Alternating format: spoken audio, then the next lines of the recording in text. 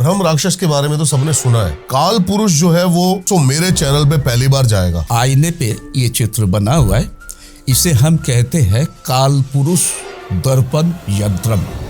काल पुरुष ये वो शक्ति है जिन्हें की कोई आसानी से बस में नहीं ला सकता है, जल्दी से प्रकट नहीं होते हैं और सब काली शक्तियों की तरह किसी पर हावी हो जाना, किसी के घर में हावी हो जाना, ये सबसे ये दूर है। जो ब्रह्म राक्षस है उसको सबसे पावरफुल एंटिटी बताया जाता है, हमेशा गलत करने के लिए है, लेकिन आप उससे सही कैसे करवा रहे हो, मेरे को ये जानना है। ब्रह्म राक्षस या तो काल पुरुष जैसे एनर्जी, इनके क्षमता का किसी को अंदाजा भी नहीं है कि ये क्या कर सकते हैं। कितना भी भयानक से भयानक एंटिटी का वहां एग्जिस्टेंस क्यों ना हो, यदि एक बार काल पुरुष जी को हम वहां पे आह्वान कर लेते हैं तो किसी का हिम्मत नहीं होगा वहां पे वो टिके रहे। मेरे को जानना है कि ये काम कैसे करते हैं आपके लिए। मेरे घर में ये काल पुरुष जी और ब्रह्म राक्षस जी, इनसे बंधन किया हुआ है मेरे घर को। जो लोग पॉजेस केस लेके आते हैं, काल पुरुष जी अच्छा मजाक करते हैं, उन्हें आ तो जाने देते हैं, लेकिन वो आ जाने के बाद पूरा दरवाजा बंद हो जाता है, अब वो निकल नहीं पाते हैं। आप बंगाल से आए हैं, बंगाल में अलग तरीके का तंत्र चलता है, वहां पर लोग काली की सिद्धि कर रहे हैं, बगलामुखी, कामाख्या। पूरा बंगाल भर में जितना शक्तिपीठ दिखता है, एक साथ किसी और स्टेट में आपको नहीं दिखेगा। तंत्र के उद्देश्य सिर्फ इसका क्षति करना, उसके काम बिगड़ना, ये तो तंत्र का गलत इस्तेमाल है। तंत्र में देवी का तामसिक जो रूप है, काली, तारा, बगला, भुवनेश्वरी, भैरवी, छिन्नमस्ता, धुमावती, ये सब जो रूप है, 10 महाविद्या, अधिकतर तांत्रिक यही महाविद्या की पूजा करते हैं, सिद्धि करते हैं, इन पर साधना करते हैं। सभी को हाथ जोड़ के नमस्कार, ढेर सारा प्यार, स्वागत है आपका एक और बेहतरीन और नए पॉडकास्ट में। आज हम बात करने वाले हैं अलग अलग एंटिटीज की, जिसकी बारे में मैंने भी पहली बार सुना है और वो मैं आपको जो हमारे गेस्ट हैं उन्हीं के मुंह से सुनवाऊंगा। ब्रह्म राक्षस जैसी बड़ी बड़ी एंटिटीज के बारे में आपने बार बार रिपोर्ट, 1.5 फुटिया अलग अलग चीजों के बारे में आपने लगातार हमारे पॉडकास्ट पे सुनते आए हैं। आज हमारे साथ है सीधा कोलकाता से मृत्युंजय भारती जी। आपका स्वागत है सर। सबसे पहले तो आपके पास तरह तरह के केस आते हैं, भूत प्रेत, ब्लैक मैजिक से रिलेटेड, लेकिन आप जिन शक्तियों का यूज करते हैं उनको सही करने में वो बड़ा इंटरेस्टिंग लगा, वो आप अपने मुंह से ही बताइए सर। देखिए दीपक जी, बात यह है, शक्तियाँ ये बहुत अजीब होती है। इन्हें आप अच्छे काम में इस्तेमाल करें तो अच्छाई होगा, बुरे काम में इस्तेमाल करें तो इससे बुराई होगा। बिल्कुल सही बात है। ऐसे तो लोगों में धारणा ये है कि प्रेत शक्तियाँ ये हमेशा खराब काम करता है, ये लोगों को डराता है, क्षति पहुंचाता है, जहाँ पे इनका प्रकोप होता है वहाँ पे तबाही हो जाता है। लेकिन कुछ प्रेत शक्तियाँ ऐसे भी है जो कि ये सब काम से दूर, ये एक्चुअली बहुत ही सात्विक आत्माएं हैं। हम जिक्र करेंगे एक काल पुरुष जी के बारे में और दूसरे ब्रह्म राक्षस जी के बारे में। ब्रह्म राक्षस के बारे में तो सबने सुना है जी। काल पुरुष जो है वो आई थिंक सो मेरे चैनल पे पहली बार जाएगा। आपके चैनल में क्यों? हो सकता है कि जितने भी चैनल ये सब टॉपिक पर पॉडकास्ट कर रहा है, प्रोग्राम कर रहा है, किसी पर भी ये टॉपिक इससे पहले आया नहीं है, क्योंकि इससे ये जो टॉपिक है काल पुरुष जी के बारे में लोग ज़्यादा कुछ जानते नहीं है।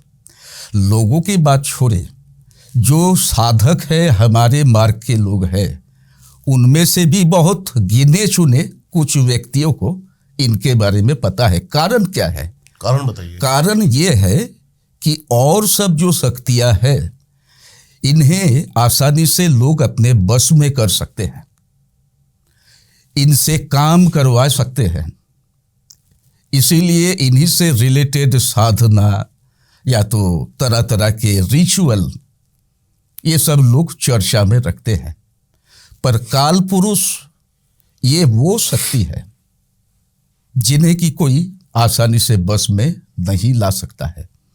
और काल पुरुष ये जल्दी से प्रकट नहीं होते हैं, लोगों के सामने प्रकट नहीं होते हैं, ये उपद्रवी तो होते नहीं ना है। और सब काली शक्तियों की तरह किसी पर हावी हो जाना, किसी के घर में हावी हो जाना, ये सबसे ये दूर है। कालपुरुष बनते कैसे हैं ये आप जानेंगे तो समझ में आ जाएगा क्यों ऐसा है। उससे पहले सर मैं ये जानना चाहता हूं कि जो ब्रह्म राक्षस है, हाँ जी, उसको सबसे पावरफुल एंटिटी बताया जाता है। बिल्कुल। हमेशा गलत करने के लिए है, लेकिन आप उससे सही कैसे करवा रहे हो, मेरे को ये जानना है। वही तो बात है। शक्तियां ये अपने धर्म निभाते हैं। जैसे कि मानिए आग, फायर, ये एक एनर्जी है, इसका काम क्या है? जलाना। ये सामान को, जीव को जलाता है, यही इसका धर्म है। जिस दिन आग किसी चीज को जला नहीं सकेगा, उस दिन आग का जरूरतें खत्म हो जाएगी। अब ये आग से आप चूल्हा जलाइएगा या कि किसी के घर को जलाइएगा, ये तो डिपेंड कर रहा है आप पर। उसी तरह ब्रह्म राक्षस या तो काल पुरुष जैसे एनर्जी, इनके क्षमता का किसी को अंदाजा भी नहीं है कि ये क्या कर सकते हैं। इनका अगर कोई खराब इस्तेमाल कर रहे हैं तो ऐसा तबाही हो सकता है, कोई सोच भी नहीं सकेगा। लेकिन हम इनके इस्तेमाल से, ये शक्तियों को हम ऐसे काम में इस्तेमाल करते हैं जिससे कि लोगों का भलाई होता है, अच्छा होता है। और सबसे बड़ा बात है, कहीं पे भी अगर बुरी शक्तियों का प्रकोप है, कितना भी भयानक से भयानक एंटिटी का वहां एग्जिस्टेंस क्यों ना हो, यदि एक बार काल पुरुष जी को हम वहां पे आह्वान कर लेते हैं तो किसी का हिम्मत नहीं होगा वहां पे वो टिके रहे। अच्छा, ऐसी बात है। पहले तो आप बताइए कि कैसे आप इनकी उसकी उत्पत्ति या फिर अपने पास बुलाते हैं, उसका रिचुअल क्या है? देखिए, उत्पत्ति पहले बताए तो आपको तब समझ में आ जाएगा कि क्यों हम इनके नाम के पीछे जी लगा रहे हैं। हाँ, ये थोड़ा सा जानने वाली बात है। आपको अभी तक बड़े ये अजीब नहीं लगा क्यों हम जी जी कहे जा रहे हैं? कोई बुरी आत्माओं को थोड़े ना जी कहते हैं, लेकिन ये इतने ही महान है कि है तो वो प्रेत आत्मा, लेकिन प्रेत आत्मा होके भी उसमें एक दैव भाव विराजमान होते हैं। एक्चुअली कोई ऐसा सद्ब्राह्मण जो ब्रह्मचारी भी है, अगर उनका मृत्यु होता है तो ब्रह्म राक्षस अननेचुरल डेथ, लेकिन होने का क्षण है। अननेचुरल डेथ किसी भी तरह से हो सकता है, रोड एक्सीडेंट से हो सकता है, सांप या तो कोई जहरीला प्राणी के डसने से हो सकता है, और भी कुछ हो सकता है। लेकिन वो मोमेंट क्या है, वो क्षण क्या है, वो महत्व रखता है। यदि अमावस्या तिथि है और उस दिन को नक्षत्र योग केतु का रह रहा है, केतु का 3 नक्षत्र होता है, अश्विनी, मघा, मूला, तो ये 3 नक्षत्र में से किसी भी एक नक्षत्र दिन वाले अमावस्या तिथि पर किसी सद्ब्राह्मण जो ब्रह्मचारी है, यदि उनका अननेचुरल डेथ हो जाता है और उनके आत्मा को किसी भी कारण से मुक्ति नहीं मिल रहा है, वो प्रेत जोनी में अगर बंधे जा रहे हैं तो वो बन जाते हैं काल पुरुष। काल मतलब समय, तो ये समय को प्रभावित कर सकते हैं, इतना ही इसकी क्षमता है। और ऐसे भी भूत का मतलब क्या है? जो बीत गया, बीत गया, अतीत। तो ये भी काल से जुड़े हुए हैं। हर भूत प्रेत प्रेतात्मा बुरी शक्तियां काली शक्तियां इनको वो एलिमिनेट कर सकते हैं, इनको वो बांध सकते हैं, ऑपरेट कर सकते हैं, कंट्रोल कर सकते हैं। ये है इनके खूबियां। ब्रह्म राक्षस और काल पुरुष में अंतर क्या है? ब्रह्म राक्षस ये भी कोई सद्ब्राह्मण ब्रह्मचारी, इनके अननेचुरल डेथ से वो बनते हैं, लेकिन अंतर है तिथि का। काल पुरुष के बारे में जैसे आपको बताए हम, अमावस्या की तिथि होना चाहिए, केतु के नक्षत्र संयोग होना चाहिए। यदि बात हम ब्रह्म राक्षस जी का करते हैं तो ये पूर्णिमा के दिन, पूनम के दिन उनका डेथ होगा, नेचुरल डेथ होगा, और केतु का ही नक्षत्र होना चाहिए। ऐसा कंडीशन रहने पर यदि उन महात्मा का आत्मा किसी वजह से मुक्त नहीं हो पाते हैं, प्रेत जोनी में बंध जाते हैं, तो तब वो ब्रह्म राक्षस बन जाते हैं। ठीक है। अब दोनों का ओरिजिन क्या है आपको समझ में आया? हाँ जी, एक ही मुद्रा का दो पहलू। समझ गया। समझ गए ना? काल पुरुष बन रहे हैं अमावस्या तिथि, केतु के नक्षत्र संयोग, जब कोई ब्रह्मचारी सद्ब्राह्मण का मृत्यु हो रहा है। और यदि ये दिन पूर्णिमा हो जा रहे तो वो ब्रह्म राक्षस बन जा रहे। थोड़ा सा वाइड एंगल में ना हमारे बार बार कुछ दिख रहा है लोगों को। हाँ, अच्छा जी। एक्चुअली यहाँ पे हम दर्शकों से परिचय करवाने के लिए इनके रेप्लिका लाए हैं। उनको तो जहाँ कैमरा के सामने बुलाया नहीं जा सकता, हाँ जी, कैमरा उन्हें पकड़ भी नहीं पाएंगे, तो इसलिए आप देखिए, ये जो चित्र बना हुआ है, ये है काल पुरुष जी का एक रेप्लिका, एक चित्र। ठीक है जी। और ये जो दर्पण पे, आईने पे ये चित्र बना हुआ है, इसे हम कहते हैं काल पुरुष दर्पण यंत्रम। ओके। देखने के लिए इधर हम ब्रह्म राक्षस जी को बना के रखे हैं। ये है ब्रह्म राक्षस दर्पण यंत्रम। एक मिनट, मैं इनको ध्यान से देखना चाहता हूँ थोड़ा सा। हाँ जी, बिल्कुल। ये काल पुरुष है, बिल्कुल। यहाँ मैं देख पा रहा हूँ उनकी चोंच है। हाँ जी। और एक आंख है। ये एक साइडेड व्यू है, जैसे आप पिक्चर में अधिकतर ईगल को एक साइड फेस किए हुए देखेंगे।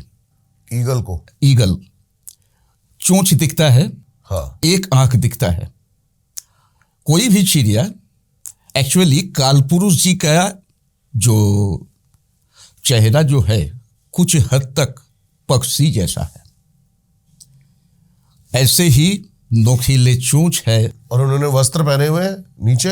हाँ जी, जैसे घघरा चोली होता है उस तरह के वस्त्र वो पहने हुए रहते हैं। उनके पैर भी चिड़िया जैसा होता है, नाखून वाला। हाँ, देख पा रहा हूं मैं। इनके असल में हाइट इसका तो कोई लिमिटेशन है नहीं।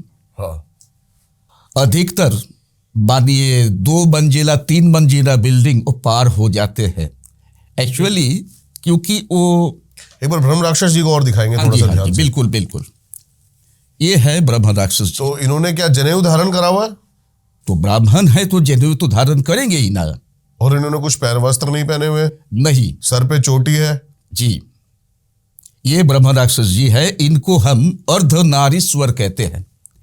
अर्धनारेश्वर जी, क्योंकि माना जाता है ब्रह्म राक्षस जी है वो ब्रह्म राक्षस बनने के बाद उसमें एक ही साथ पुरुष और नारी के एंटिटी काम करता है। ओके।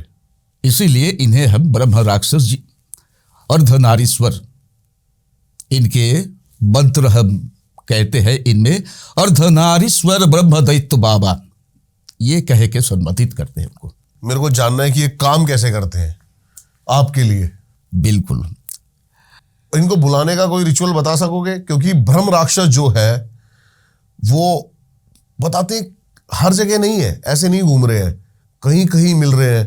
हाँ, आपको यही पे बता दे, ब्रह्म राक्षस या काल पुरुष आप हम ऐसे खुले आंखों से इन्हें देख नहीं पाएंगे। थर्ड आई चाहिए। मेरी बात छोड़िए, आप या तो आपके दर्शक कोई भी इनको ऐसे खुले आंख देख नहीं पाएगा। यदि ना वो चाहते हैं आपके सामने वो प्रकट हो, तो कोई जरूरी नहीं है जहां है कि नहीं है आप इसके बारे में कोई निर्णय ले सके। आपको मालूम नहीं, हो सकता है यहीं पे कोई प्रेजेंट है, चाहे तो वो प्रकट हो भी सकते हैं, क्योंकि उनके रेप्लिका तो हमारे पास है। एक्चुअली हम लोग जब भगवान का पूजा करते हैं, क्या करते हैं, एक मूर्ति रखते हैं, उनका एक विग्रह रखते हैं, उन पे वो भगवान का प्राण प्रतिष्ठा किया जाता है और फिर उन्हें पूजा निवेदन किया जाता है, भोग निवेदन किया जाता है। हम मानते हैं इस तरह से हमारी पूजा भगवान तक पहुंच जाता है। तो मूर्तियां होती क्या है, एक माध्यम है और तो कुछ नहीं ना है। आप अगर घर में गणेश जी का मूर्ति रख के उसके सामने पूजा कर रहे हैं, तो इसका ये मतलब नहीं कि वही गणेश जी है। आप उसके जगह एक घट स्थापन कीजिए, उन पे पूजा कीजिए, तो वो माध्यम बन जाएगा। तो ये जो दर्पण यंत्रम आप देख रहे हैं, ये काल पुरुष जी और ब्रह्म राक्षस जी उनके माध्यम है। ये माध्यम से हम उनको कहीं पे भी प्रतिष्ठित करते हैं। ठीक है। आप ये जानना चाहते थे कि इन्हें हम कैसे बुलाते हैं, आह्वान करते हैं। हाँ जी। तो देखिए, उसके अलग अलग तरीका है, डिपेंड कर रहा है कि हम किस कारण से इनका आह्वान कर रहे हैं। जैसे कई बार होता है, इंस्टेंट कोई काम करना है, उनके लिए आह्वान करते हैं, तो वहां यंत्र का कोई आवश्यकता नहीं होता है। मंत्र के साथ उनका आह्वान करने से वो आसपास प्रकट हो जाते हैं। अब यहीं पे एक बात समझना होगा, ब्रह्म राक्षस या तो काल पुरुष कोई एक सिंगल एंटिटी है नहीं, ये एक्चुअली एक स्पीसीज है। ओके। कहने का मतलब, ब्रह्म राक्षस सही में कितने जन बने हुए फिर रहे हैं, कोई उसका सही हिसाब नहीं है। ठीक है। मरने से पहले सभी कोई अलग अलग इंसान थे, लेकिन सभी कोई ब्रह्मचारी थे, सद्ब्राह्मण जरूर थे, इसमें कोई दो राय नहीं है। अब वो काल पुरुष बने हैं या तो ब्रह्म राक्षस बने हैं, मतलब मनुष्य योनि छोड़कर वो काल पुरुष योनि या तो ब्रह्म राक्षस योनि प्राप्त किए हैं। तो ऐसे योनि प्राप्त किए हुए एंटिटी, आत्माएं, इनके संख्या बहुत सारे हो सकते हैं और है भी। सबका व्यवहार भी अलग अलग हो सकता है। जब हम काल पुरुष जी को आह्वान करेंगे, हाँ, तो मेरे मंत्र के वाइब्रेशन इस लोकेलिटी के आसपास में जो भी काल पुरुष के आत्माएं हैं, ओके, उन तक पहुंचेगा और वो आने के लिए बाध्य है, क्योंकि उन पर सिद्धि है। ठीक है। उनको मजबूर करेगा मेरा मंत्र, या तो कभी कभी कोई रिचुअल का जो पालन हम करते हैं, अब हम खुलेआम नहीं बता सकते हैं, बस प्रोसीड्यूर बोल रहे हैं आपको। तो ऐसा करने से क्या होता है, वाइब्रेशन क्रिएट होता है। सभी कुछ वाइब्रेशन का खेल है। तो ये वाइब्रेशन उन तक पहुंचता है। वो वाइब्रेशन का क्या सेंटर है, कहां से वो उत्पत्ति हो रहा है, वो तलाशते हुए आ जाते हैं। ओके। एक ही बात ब्रह्म राक्षस जी के बारे में भी कहा जा सकता है कि ऐसे उनको भी आह्वान किया जाता है। ठीक है, ठीक है।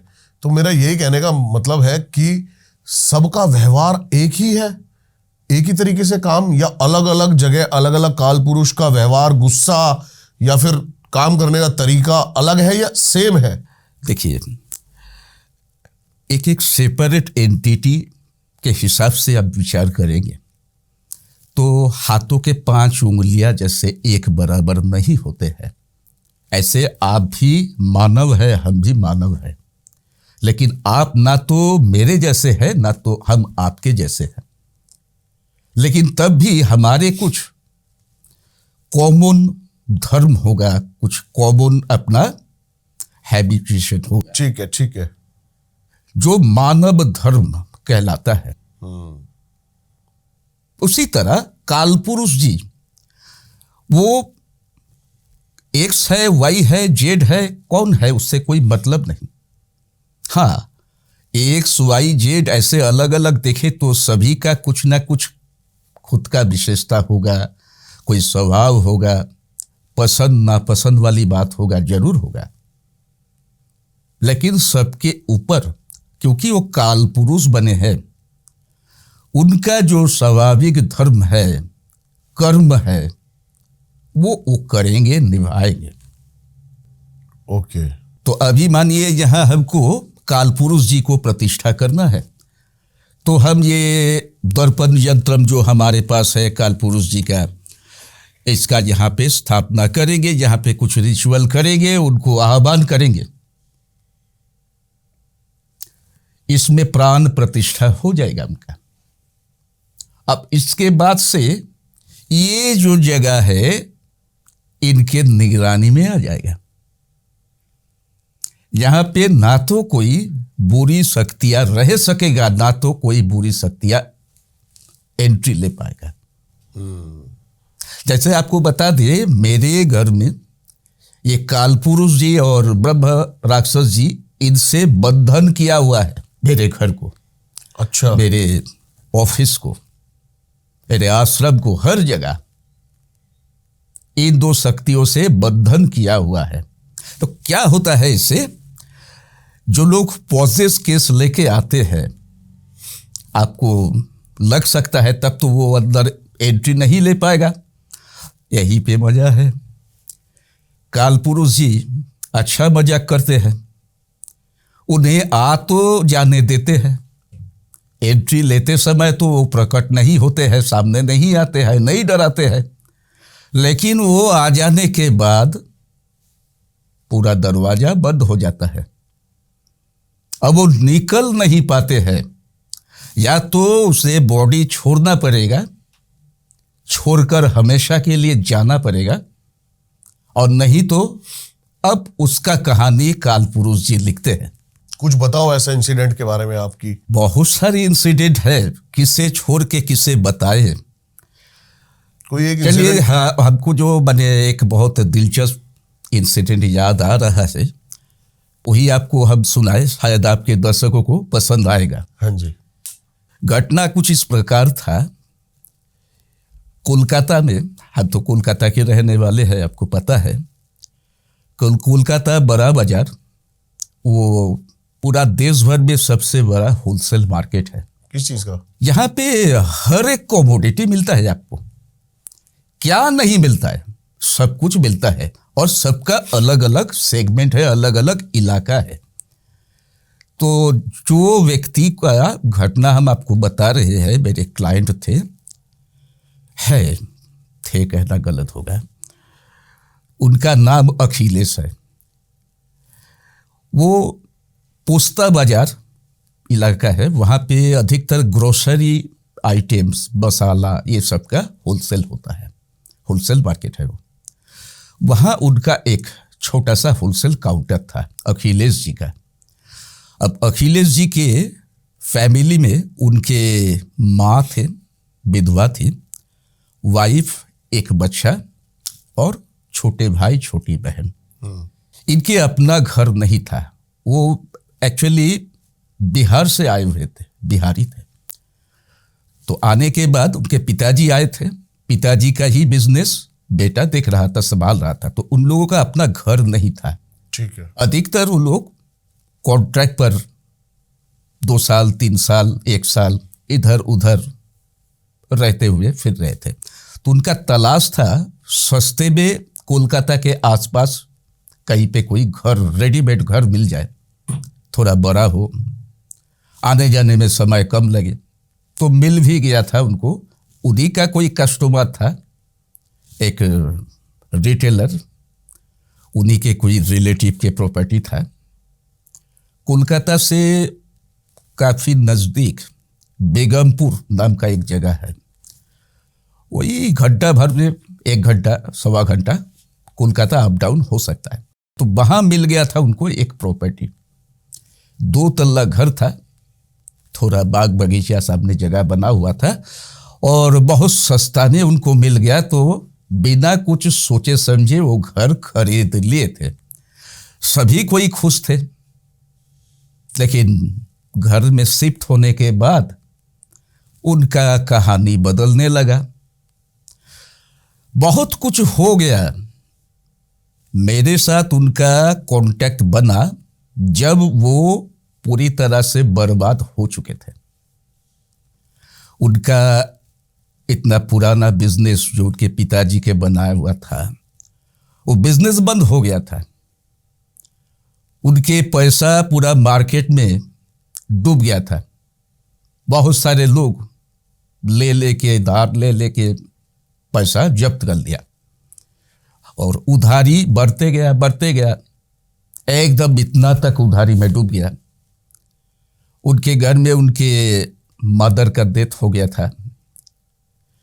उनके छोटे भाई वो सुसाइड कर लिए थे और भी बहुत सारे ऐसे घटना घर में होने लगा।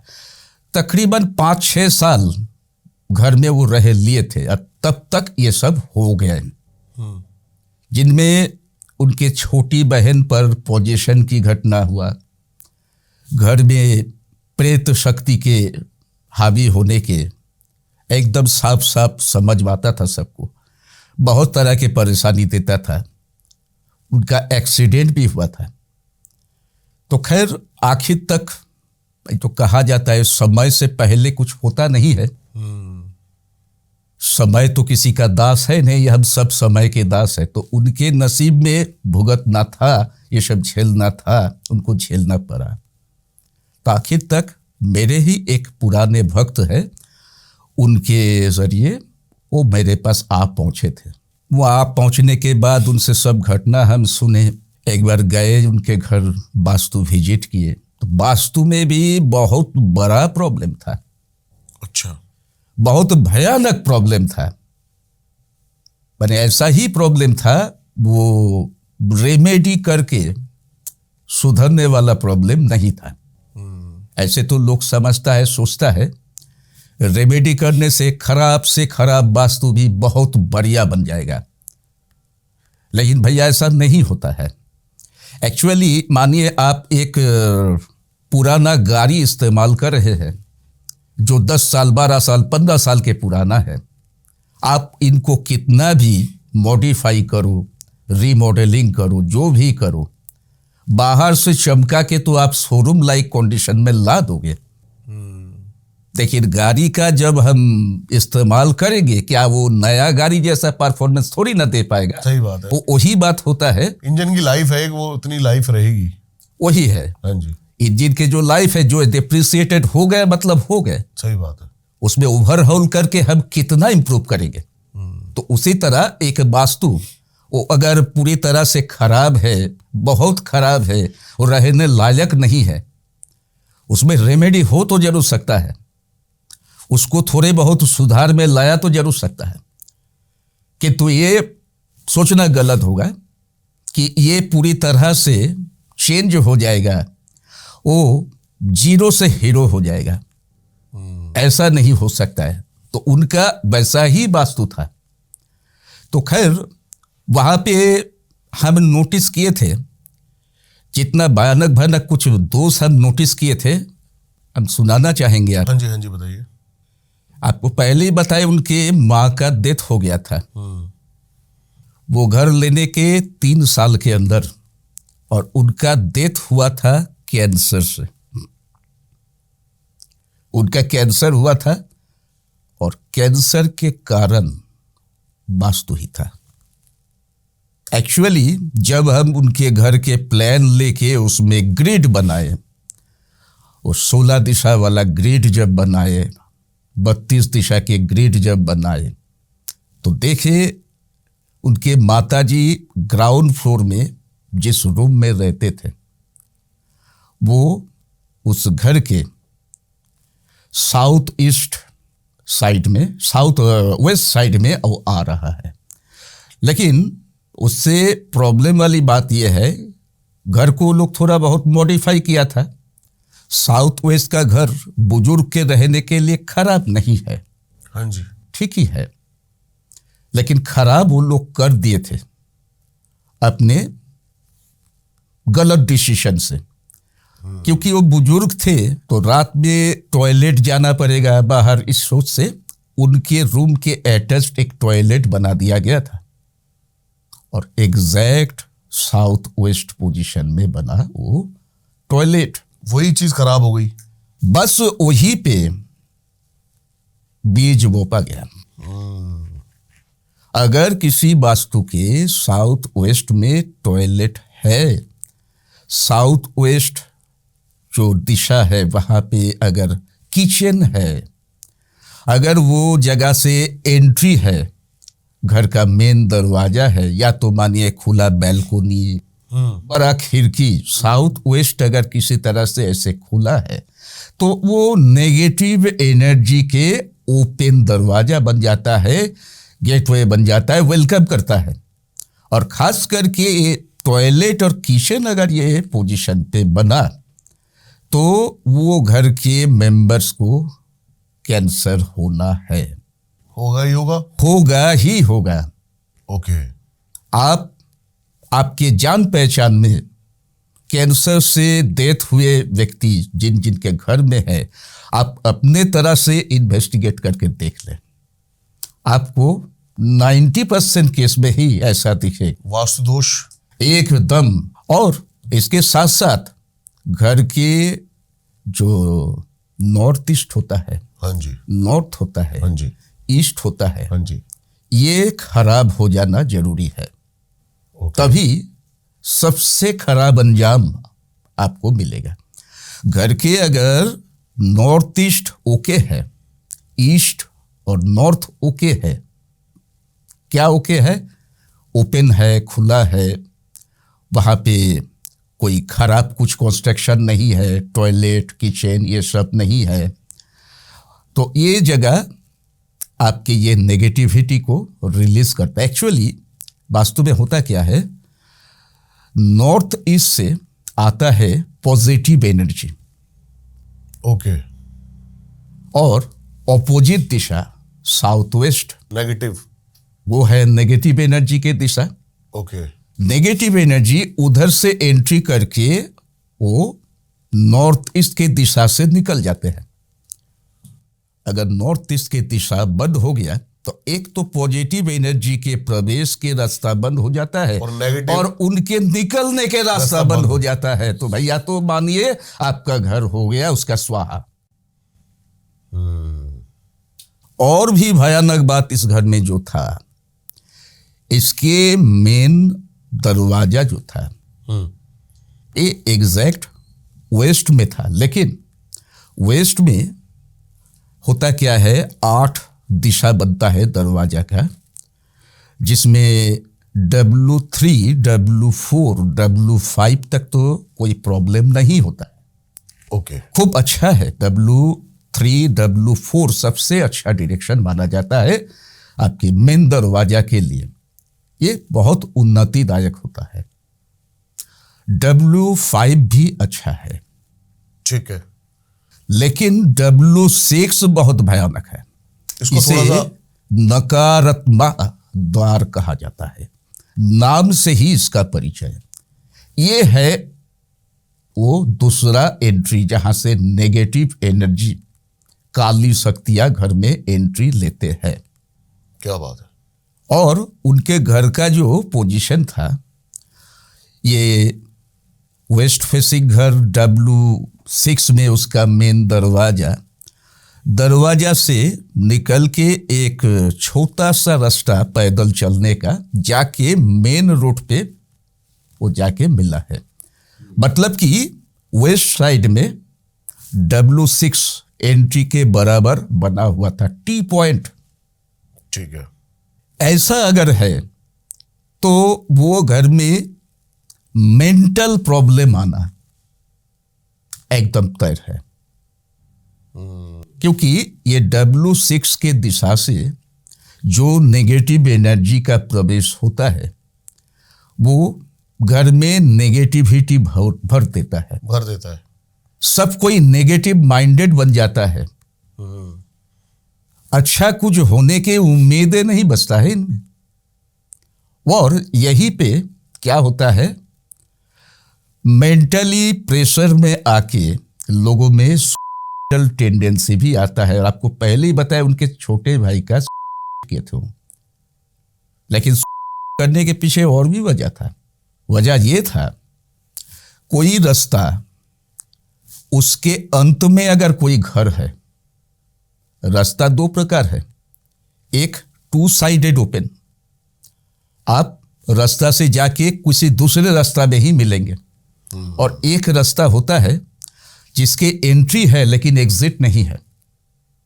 मतलब वहां से रास्ता में आप एंट्री किए तो सीधा अगर आप चलते जाएंगे तो किसी घर, किसी दीवार, कहीं पे जाके देखेंगे रास्ता खत्म हो रहा है। इसे बांग्ला में कहा जाता है कानागुली। कानागुली, काना मतलब अद्धा, अद्धा गली, मतलब ये सेकंड साइट नहीं है, इसके दूसरे साइट नहीं है। ठीक है। ऐसे गली के अंत, ऐसे रास्ते के अंत में जो घर है, वो घर में भी नेचुरली इस तरह के वाक्य मिलेंगे, घटनाएं होता है। और कंपलसरी घर के कोई पुरुष सदस्य 20 साल के अंदर उम्र उसका बनते बनते वो करेगा, या आग लगा के या लगा के। उनके भाई लगा के किए थे। अब देखिए, ये जो घटनाएं आपको हम बता रहे हैं, ये सब सुधरना इतना आसान नहीं था। पूरा कंस्ट्रक्शन, इसको डेमोलिश करके रिकंस्ट्रक्शन करना पड़ता, और वो मानिए कर भी लेते, लेकिन ये जो लास्ट में आपको पॉइंट हम बताए, अखिलेश जी के भाई क्यों किए थे, हाँ जी, अब इसका तो कोई रेमेडी नहीं था, क्योंकि एंट्री उधर ही था, रास्ता उधर ही था। उन पर जो इतना कर्ज आ गया, उनका पैसा डूब गया, घर में बीमारी फैल गए, उनके वाइफ, उनके दिन पे दिन तरह तरह के कॉम्प्लिकेशन पकड़ में आने लगा। इनके जो साउथ ईस्ट साइड था, उधर पे एक कुआं बना हुआ था, कुआं। ओके। साउथ ईस्ट में अगर कोई गड्ढा है तो मानिए आप वो गड्ढे में गिरने वाले हैं, फिजिकली नहीं, आप अपने सिचुएशन से वो गड्ढे में गिरने वाले हैं। वहाँ पे हेल्थ इशू आएगा, फिनेंशियल क्राइसिस आएगा, बैंकरप्टी के कतार में पहुंचेगा, और वो भी हुआ था उनके साथ। ओके। और ऐसे स्थिति पर वो पहुंचे थे मेरे पास। फिर आपने एंड द मोमेंट क्या किया? हम एंड ऑफ द मोमेंट जो किए, उनसे कहे कि भैया आप 1 हफ्ता के लिए घर हमें छोड़ दीजिए। ठीक है। आप रहोगे उसमें? रहना पड़ेगा। अगर वो घर को ये सबसे मुक्त करना है, घर के मालिक को अगर बचाना है, हमको रहना पड़ेगा। तो मेरे बात समझे, फैमिली लेके 1 हफ्ते के लिए गांव चले गए थे, और वो हफ्ता, 1 हफ्ता भर समय घर हमारे कब्जे में था। हम वहाँ पहले 3 दिन थे, प्रेजेंट थे।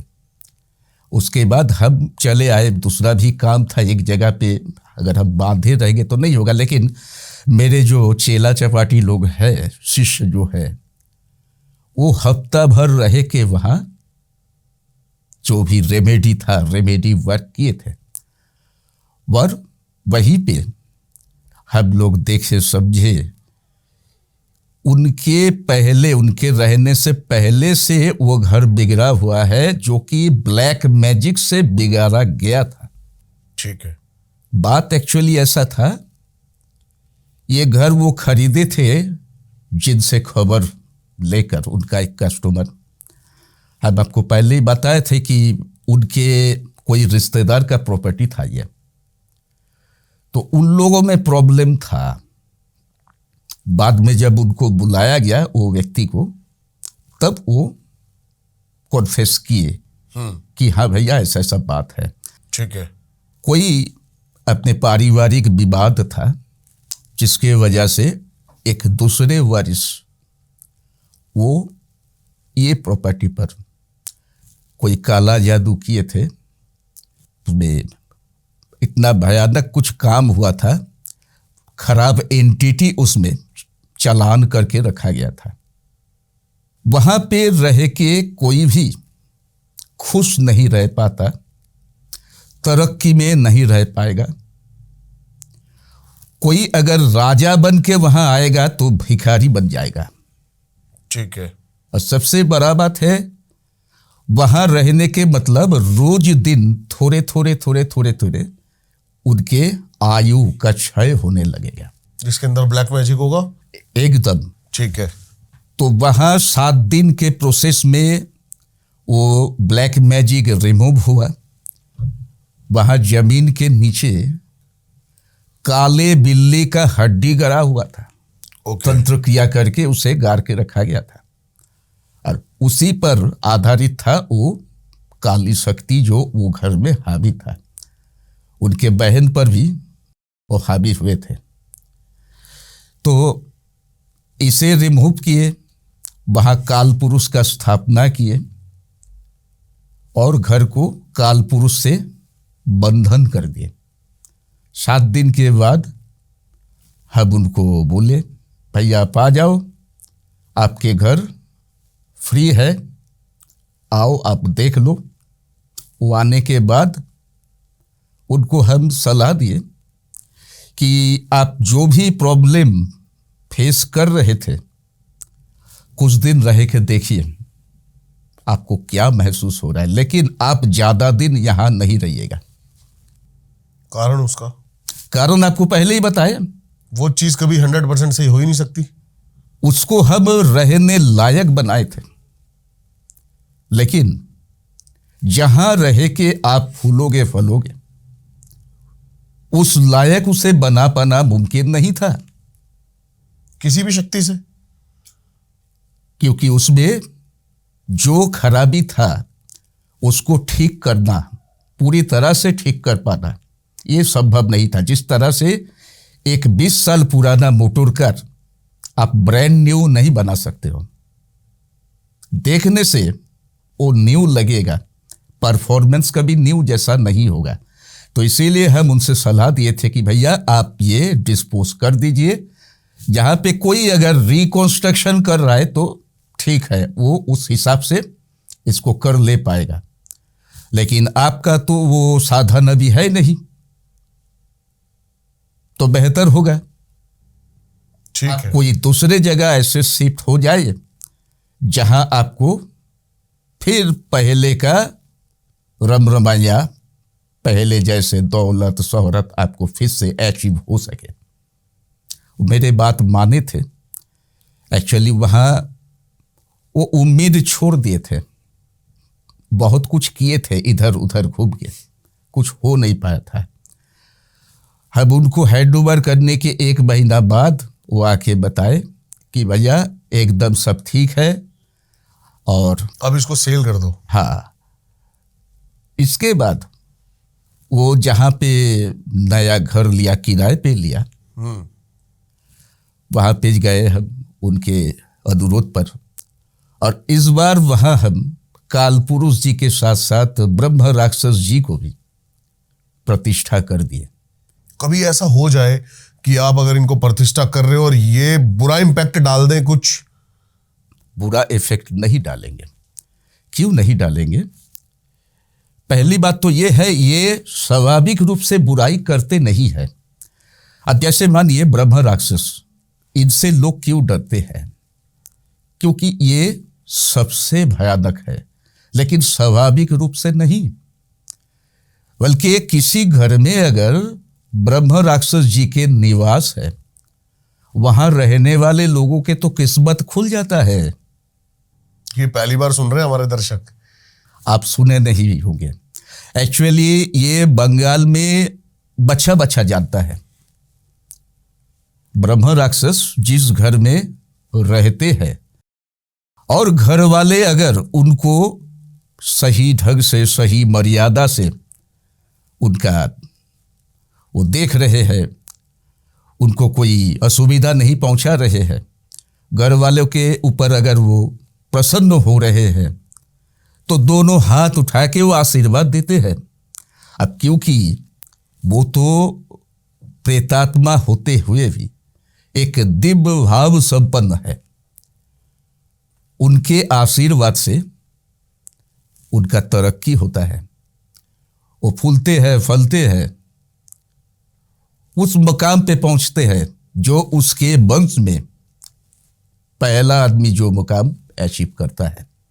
उल्टा केस हो जाता है, कोई अगर उनका नुकसान पहुंचाता है, कोई उनको क्षति पहुंचाता है, उनका अवमानना करता है, वो जाने से हो अनजाने से हो, तब वो क्रोधित हो जाते हैं।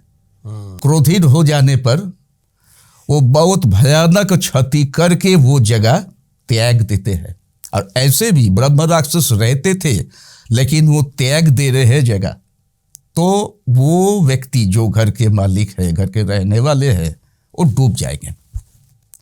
अचानक जैसे समस्या के पहाड़ चढ़ जाएगा उन पर।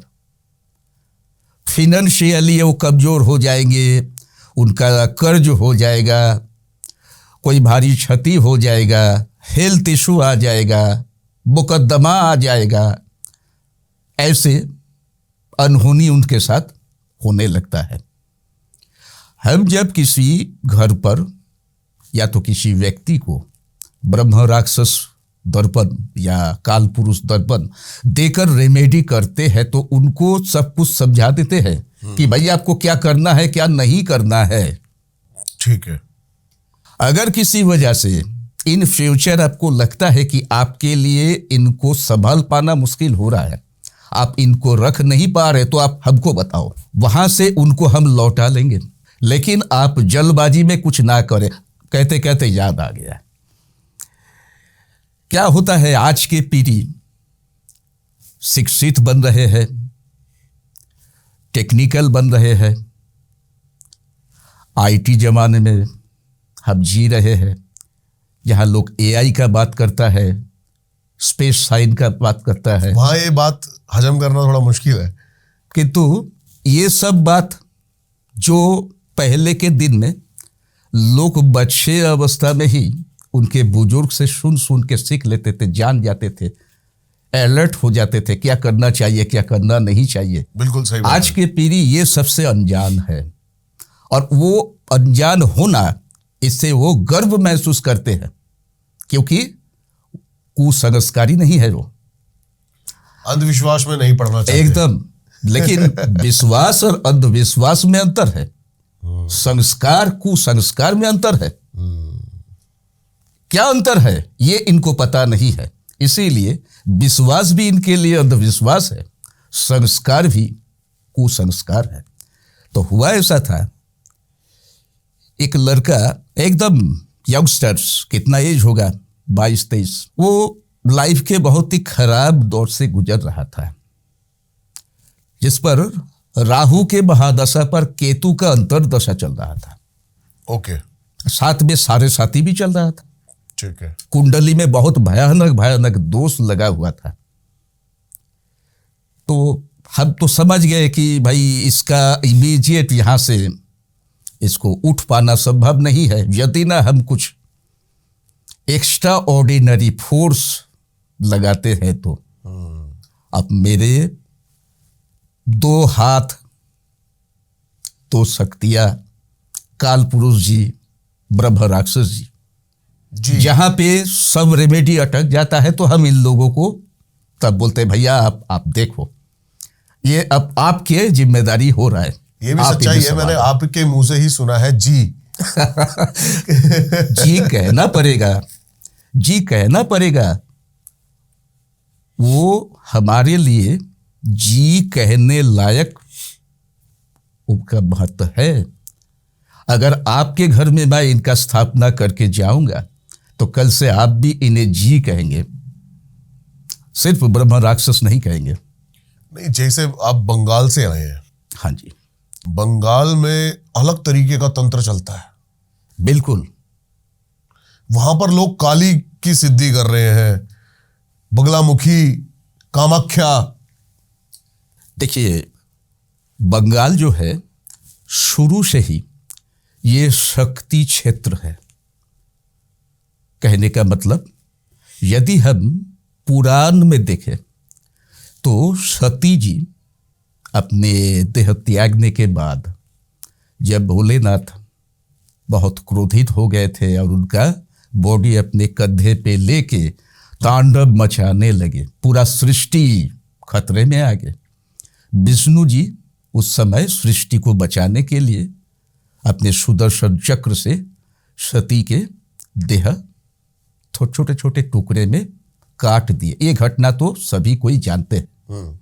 और टोटल 108 टुकड़ा बना था पूरा बॉडी का। लोग जानते हैं अधिकतर 51 टुकड़ा बना था। नहीं, ये सच नहीं है। एक्चुअली 108 टुकड़ा बना था जो धरती पे गिरा, लेकिन कुछ जल में कुछ स्थल में। ठीक है। स्थल में गिरा 51 टुकड़े, शक्तिपीठ, और जल में बाकी के 57। इसीलिए जिसका कोई पीठ नहीं बन पाया, और लोग समझने लगे कि 51 पीस हुआ था, 51 जगह पे गिरा और वहां 51 शक्तिपीठ बना।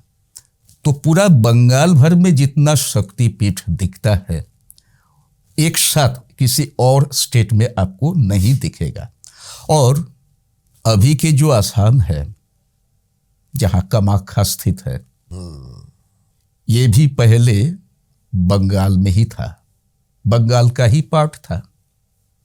ये एंशिएंट एज की बात कह रहे हैं। उस समय ये पूरा सेगमेंट का, जब भी जो कि आज के आपके नॉर्थ ईस्ट वाले स्टेट्स है, बिहार है, उड़ीसा है, छत्तीसगढ़ है, अपना वेस्ट बंगाल है, ये सब कुछ आज के बांग्लादेश, सब इकट्ठा बंग देश कहलाते थे।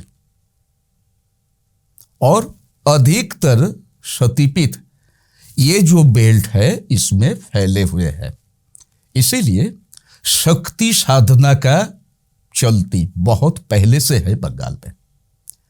अब आप ये जो जिक्र किए, माँ काली, माँ तारा, बगलामुखी, ये शक्ति के 10 अलग अलग रूप हैं।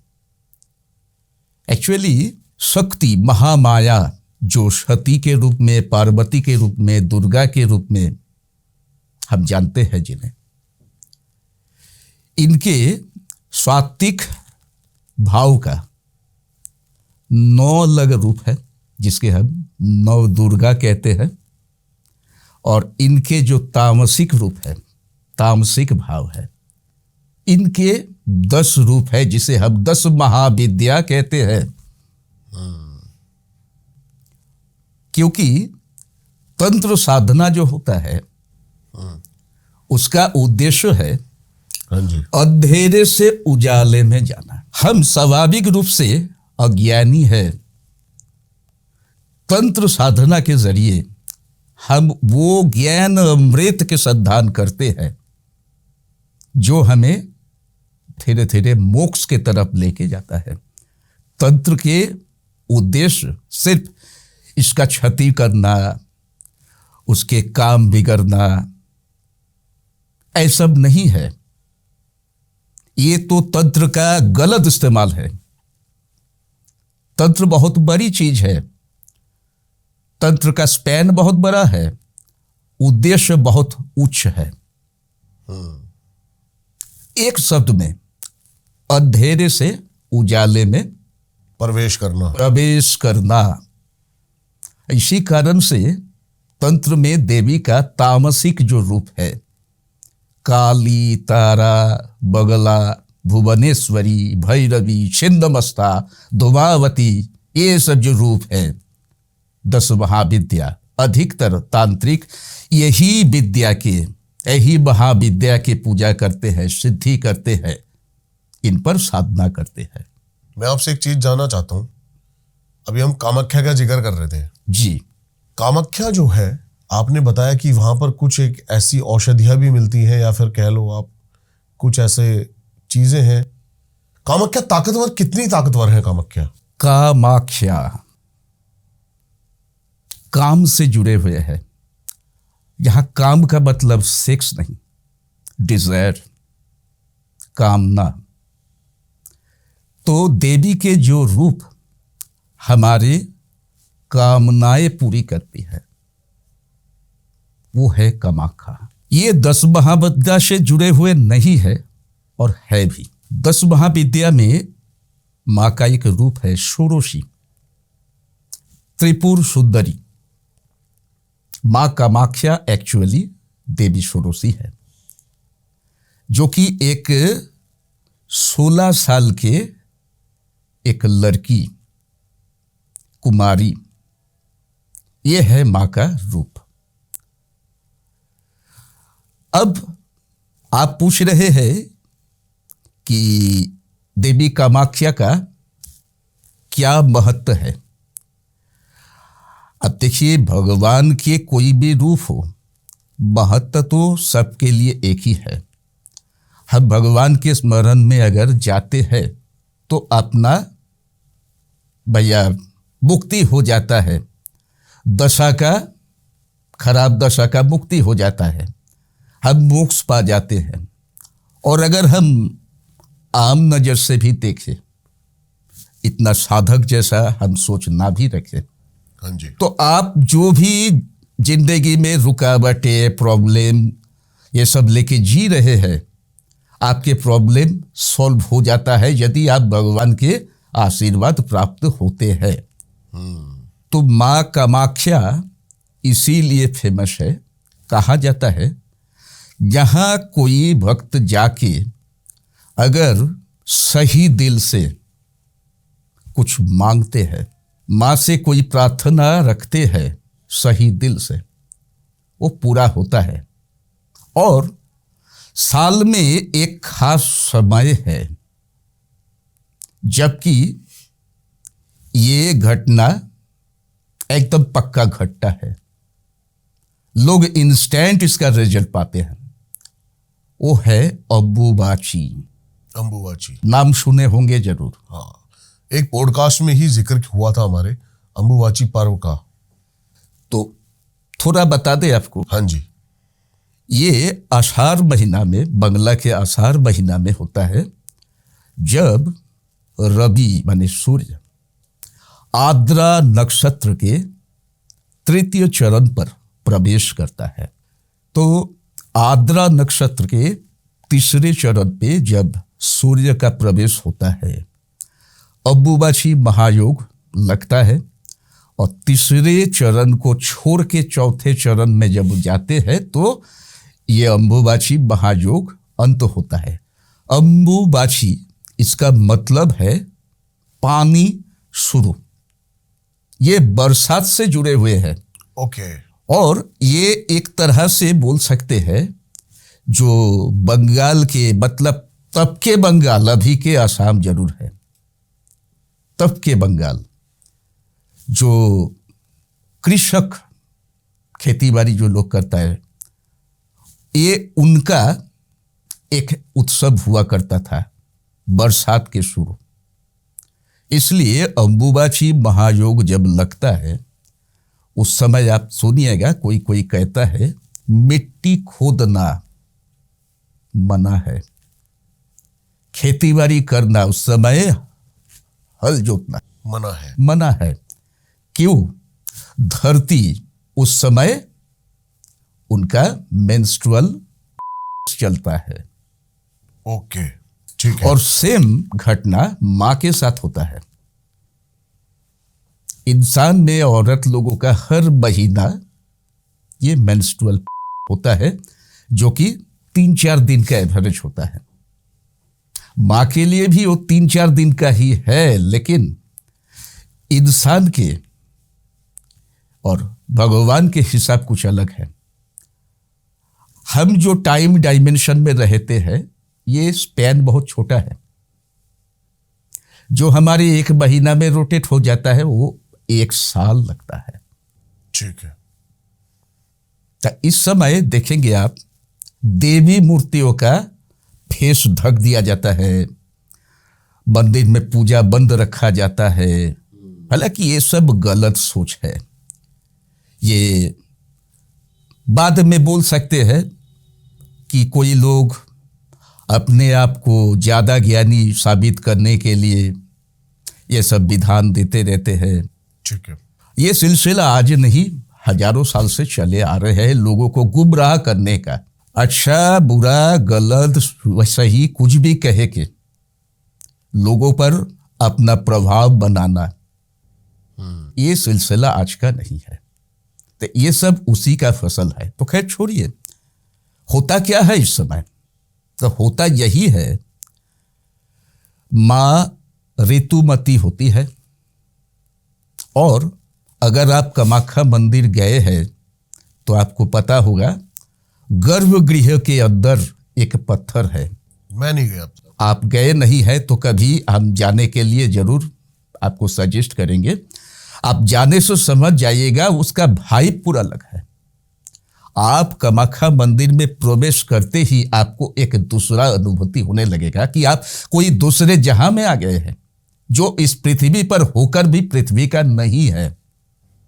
ठीक है। वहां के हवा, वहां की मिट्टी, वो सब कुछ अलग है, बहुत शक्तियां है वहां। तो गर्भगृह में कोई मूर्ति नहीं है, कोई विग्रह नहीं है। गर्भगृह में प्रवेश से पहले एक मूर्ति बना हुआ है, लेकिन वो बस ऐसे ही दिखावा है। अंदर एक पत्थर है जिसे हम योनि पीठ कहते हैं। ओके, योनि पीठ। एक्चुअली कहावत है सती जी का, जो पूरा शरीर टुकड़े में बटा था, इधर उधर गिरा था, योनि का टुकड़ा गिरा था वहां। और जो पीठ दिखता है, पत्थर जो दिखता है, वो पत्थर नहीं है, वो सती के अंग है, जो बाद में फॉसिलाइज्ड होके पत्थर बन चुके हैं। उसका शेप आप देखिएगा तो समझ जाइएगा, ये किसी स्त्री जनी बिल्कुल साफ साफ समझ में आता है। उसके अंदर से पानी निकलते रहता है, जिसे हम योनि कुंड कहते हैं, और हमेशा वो कुंड पानी से भरा रहता है। ये पानी बहुत ही होलिस्टिक वाटर कहा जाता है। ये पानी अगर किसी बीमार को पिलाया जाए, उसका बीमारी ठीक हो जाता है। अगर किसी दुर्भाग्य से पीड़ित व्यक्ति पर यह पानी से छिड़काया जाता है, वो अगर ये पानी घर में रखता है, उसका ग्रह दशा सुधर जाता है। अगर कोई बहुत मुसीबत में है, ये पानी उसको मुसीबत से निकलता है। ठीक है। अमावस्या के समय ये पानी का कलर बदल जाता है, पिंक हो जाता है, लाल हो जाता है, वो लाल हो जाता है, जैसे मेंस्ट्रुअल समय। और ऑटोमेटिकली लाल हो जाता है। ऑटोमेटिक लाल हो जाता है भैया। और आज आपको देख के लगेगा पानी में खून घोल दिया है, ऐसा लाल है, लेकिन पहले हम सुने हैं पूरा खून बहता था।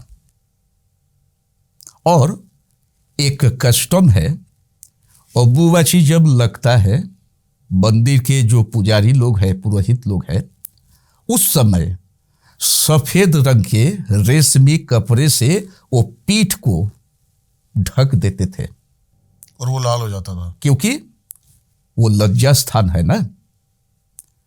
जैसे औरत लोग समझ गया मैं आपकी बात। सैनिटरी पैड इस्तेमाल करते हैं, वैसे ही कपड़े से ढका जाता था।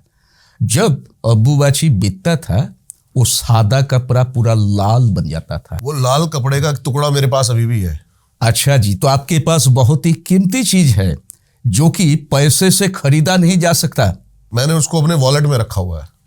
इसको आप वॉलेट में रखें, इसका आप कवच बनाकर धारण करें, इसको आप अपने लॉकर में रखें, आप पूजा की जगह पे रखें, इसको आप इस तरह से रख सकते हैं। इसका आपके साथ होने का मतलब है साथ एकदम साक्षात देवी माँ का आशीर्वाद आपके साथ। कामाख्या में अम्बुबाची के बाद ये कपड़ा के लिए लड़ाई होता है। अच्छा। ये इसका एक छोटा सा टुकड़ा पाने के लिए, समझ गए ना आप? ऐसे देखिए, हम भी हर साल कामाख्या जाते हैं। हाँ जी। ये अम्बुबाची के समय, और मेरे तरफ से मंदिर में कपड़ा चढ़ाया जाता है। पहले जो सादा कपड़ा चढ़ाता था लाल हो जाता था, अब पानी में उतना लाल रंग रहता नहीं है कि सादा को पूरा लाल कर दे, इसीलिए अभी लाल कपड़ा ही चढ़ाया जाता है, क्योंकि ये रक्त वस्त्र के नाम से फेमस है। लोगों के विश्वास उससे साथ जुड़ा हुआ है, इसीलिए रक्त वस्त्र का रंग लाल ही बने रहे, लाल रंग का ही कपड़ा चढ़ाया जाता है। और वहाँ हम लोग भी कपड़े चढ़ाते हैं। हम अपने भक्तजन के जो भी मनोकामनाएं हैं वो निवेदन करते हुए सबके ओर से हम कपड़ा चढ़ाते हैं। अम्बुबाची के समय वहाँ पे हम रह के हमारे भक्तजन को साथ में लेके स्पेशल पूजा चलाते हैं, नॉन स्टॉप चलता है अपना। अम्बुबाची जब छूटता है उस समय कुमारी पूजा होता है।